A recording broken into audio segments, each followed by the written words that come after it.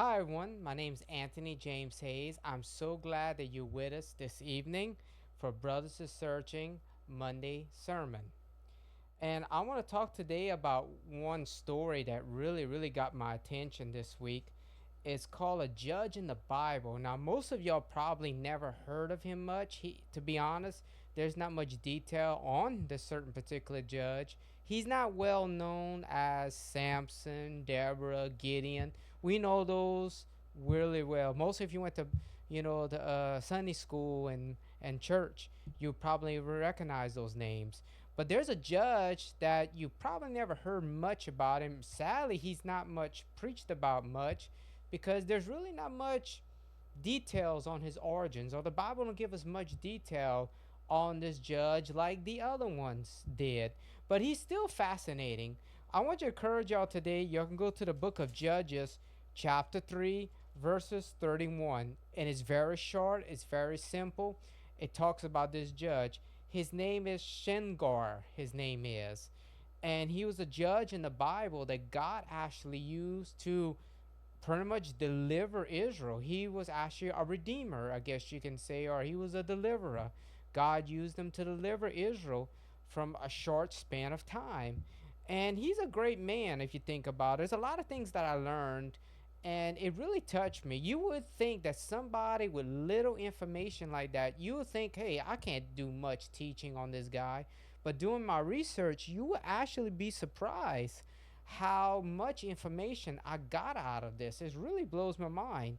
And so, to kind of give a little background about this great man of God, because he was a good man of God, and I'm going to talk about him and we're going to talk about this is the time that he lived in. And that's always a great thing when you're talking about people. It's always good to talk about history, their time and events, the time they were in. It's always great to go back to understand the environment and the world they lived in.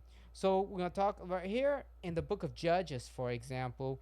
After Joshua's death, Israel was doing okay for a little while. Then sadly, they went away from God. There was a couple of generations that passed after Joshua, and their generations that witnessed with Joshua, that walked with Joshua, and all the children of Israel that believed for a little while. But sadly, a couple of generations, they kind of backslid, sadly, and they forgot about God, and they went worship strange foreign gods. They started getting influence from the nations that around them and stuff, and so this a lot of them started abandoning God and his ways. So God had to send their enemies, and to get them on the right track, to get them back on the road.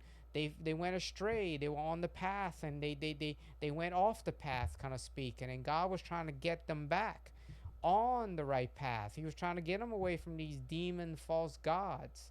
And so one of the ways he did that, and sadly he got to do that with us too, sometimes he has to send problems our way to get our attention and get us on the right path. So that's what the book of Judges is all about. It's about Israel backsliding on God, and God has to get their attention. God has to get them back on the path. So God used this by sending their enemies, and God allowed it. God used the Philistines, God used the Canaanites, God used all kind of enemies to oppress them and weaken them.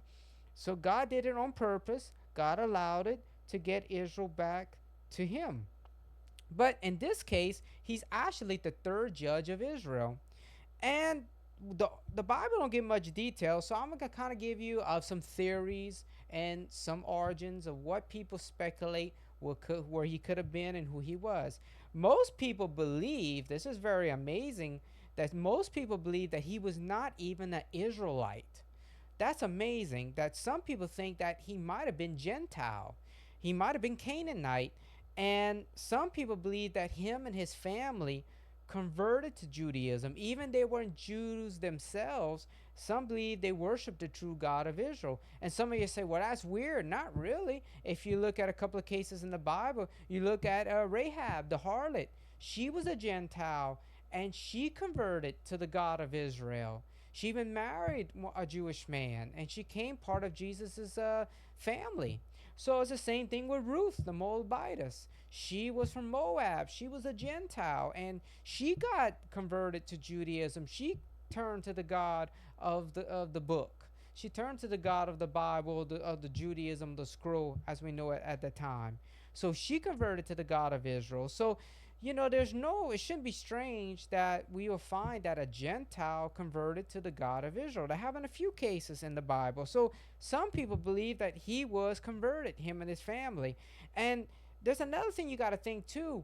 Some of the Canaanites were spared. Some of the people of the land were spared. If you read in the book of Judges, God told Israel, God told Joshua, God told all of Israel, say, listen, when you go in the land, destroy everybody, destroy all the Gentiles that are in that land. But Israel did not do everything God said. They made covenants and they made alliances with some nations. And what they did was, instead of destroying like the Canaanites and Shamgar's family and stuff, what they did was they said, you know what? Instead of destroying them, we'll put them under tribute. We put them as vassal states. Other words, we make them pay taxes or make them pay money, and they can fight in our armies and so whatever. So that's what happened to Shamgar. That happened to him and his family. Most people believe that it was a Canaanite city that he lived in, upper Israel or upper the south of Israel, during the Galilee area or whatever, that there was a Canaanite city that was never destroyed by the Israelites. It was put under Israel power. It was put under Israel's direction. They were used as vassals of Israel or that tribe around Israel. And I think it was the tribe of Askar or one of those tribes. So anyway, and that's the story goes that he was a servant of the Lord. But the story goes that at this time, Israel was very much in trouble at that time. There was a lot of things going on in Israel. I mean, the Israelites worshiping false gods and their enemies were coming in, like I said earlier. And another thing that was really hurtful for them, the enemies oppressed them so much, the trade was being ruined. I mean, it was the Philistines mostly. No one was safe. Some people believe that they had to leave small villages, and most people had to leave the countryside because it got so bad that the Philistines were harassing them and stealing them and doing all kind of horrible things to Israel, plundering their goods and land. So a lot of them had to leave their towns and villages and go to fortified cities for protection. That's how bad things got in Shamgar's day. And he was a farmer. He was just a man farming his farm, just minding his own business. And some people believe the Philistines came as a bunch of thugs ready to take his grain or mess with him or whatever they were doing.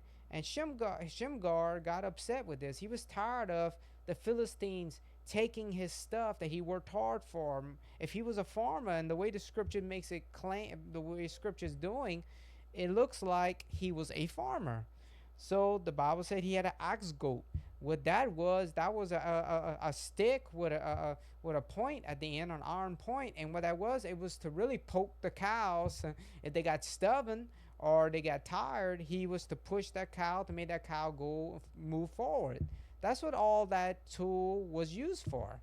And so he was a farmer, but he just got tired of the Philistines messing around. So he said, I had enough. And the Spirit of God moved upon him, and God gave him supernatural strength, just like Samson, very similar to Samson in some ways.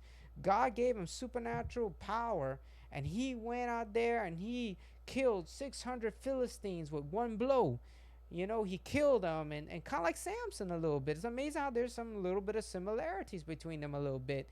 And they fought against overwhelming odds. Think about it out here. God used a simple man and a simple tool. Something he was not a warrior. He was not a fighter at all. He didn't go to no academy. He didn't go to no military academy for sure. I mean, he didn't know nothing about war that we know of. He was just a simple man, a simple farmer, protecting what God gave him, the land of God. And he trusted in the God of Israel that his family converted to. And the thing is, he trusted God. He knew that God would take care of him and God will protect him. He had enough faith in God. And God used him mightily. Now, we don't know if he delivered Israel for a short span of time. He didn't have a long reigning judge like the rest of the judges did. But some people believe God still used them to kind of give the area some peace, some rest, because the Philistines were pestering the Israelites and were bullying them. So God used him to really cool things down. And some people believe that he actually helped one of the tribes of Israel, because of this great victory, help one of the tribes of Israel fight against some other enemies that they were messing around with at the time. So God used them in a lot of ways, to bring a great victory in Israel. And and this is a simple thing that I want to focus on too, is the ox goad that he used. If you look at other people in the Bible, you look at King David, you look at Moses, you look at a lot of great men in the Bible, it was just them or another guy with them or just them, and God used them. God's power was behind them, and it wasn't it wasn't them, it wasn't even the weapons they choose, because think about it, the them and the weapons, and it was not really a weapon, really, these things they use, you think about it, it was just things that they use for shepherds, or like in his case, he used things just for to poke cows with. It was just simple things that God used and made weapons out of them. And that's amazing how God does those things. God takes something, he takes human beings that people are going to look at and say, he don't look like no threat to me. He don't look like no warrior to me. He look like he'd be an easy guy to pick on. And the weapons they use, the enemy would be like, that? What that's gonna do? I was seeing a cartoon one time of Samson, and one of the Philistines, when Samson picked up the jawbone, one of those Philistines said, to his soldiers, what y'all waiting for? He can't do you nothing with that jawbone. Go get him. In reality, of course, it did, because God was with Samson. So the whole point I'm trying to say is, amazing how, if you look at the stories real good in the Bible, God did this on purpose. It was designed on God's providence. God wanted to show the enemy and the person who he was using, I am doing this. It's me that got the victory. Not you, Samson. Not you, Moses. Not you, Shamgar. Not you, of all David. I brought the victory. I guided the stones. I'm guiding your weapons. I'm guiding you. So God did that on purpose, because if you look at it in a natural human being perspective, there's no way that Ashgar and Samson and all these great men, Moses, David, there's no way, it was impossible to defeat these men. Really, you think about it, by human perspective. And that's what I like about the Bible, and that's why I wrote my stuff like I did in my stories and fiction. I want to show people that against all odds, when you don't have the right weapons, you're not even the person fit for the job, God can make you fit for the job. God who gives the battle. It's God who wins the war. You're just a vessel, and the weapon you're using is just a vessel. So God wants to show people without a shadow of doubt, I am doing this. There's no way to explain it. I am the one who's winning these battles. And so that's why God did this, and that's why God put stories. Now, how can it apply to us today? It's the same thing with us. We're very simple people. Just like this judge in the Bible. He was simple. He was just a farmer. He was a nobody. But God took a somebody, him that was a nobody, and the weapon that he used, well, to be honest, it wasn't a weapon. God made it into a weapon. It was just a farmer's tool, simple farmer's tool. Yet, same with us. God takes gifts that we have, the weapons or the things he could make a weapon out of. He uses us to do great and mighty things like this judge in the Bible, and all the great men in the Bible did. The gifts that he gave us, even simple, most of the time it's probably simple, you can make a difference in the world, and you can defeat the enemy. And the enemy wants to come, like the Philistines. He wants to take your goods. He wants to take everything you have. I'm talking about the devil in this point and his demons. They want to steal everything from you. But you can't let the enemy steal your land. You can't let the enemy steal your farming and your the stuff you work so hard. The things God bless you. You can't let the devil take your things, and you have to defend your ground against the spiritual Philistines. And so I love this man in the Bible. He's a great man. And as us today, God can use us in a great and mighty way like these individuals did. Simple weapons, simple men, and God made a great victory. God brought a great deliverance by using these simple things. So God can do the same thing with us. Remember, he's the bullet in the gun. You know, we're the barrel, but he's the bullet. And we also got to remember that he's the firepower, and he's the one that's gonna do the job. We're just there to load up the weapons. We're just there to aim, and he's there to fire. So we gotta remember that we're not the power gun. We're not the one that makes the gun go. God does. So I hope you learned something from this great short story, that to know that when all odds are against you, when it seems impossible, you're outgunned, you're outweaponed, you just outnumbered in every way, shape, and form.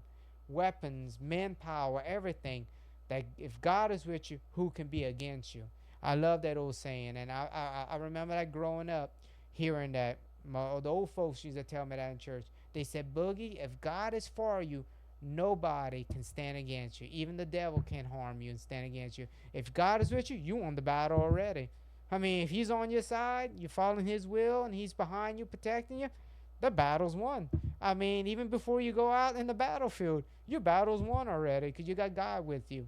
So remember that when you read these stories in the Bible. And I hope you be encouraged today to go read. Even the Bible don't give much detail on this man. There's videos and there's things you can go study on this man that some people did a great job. They explain his origins. They explain why God did what he did. And you'll be amazed how much you can learn from this short story.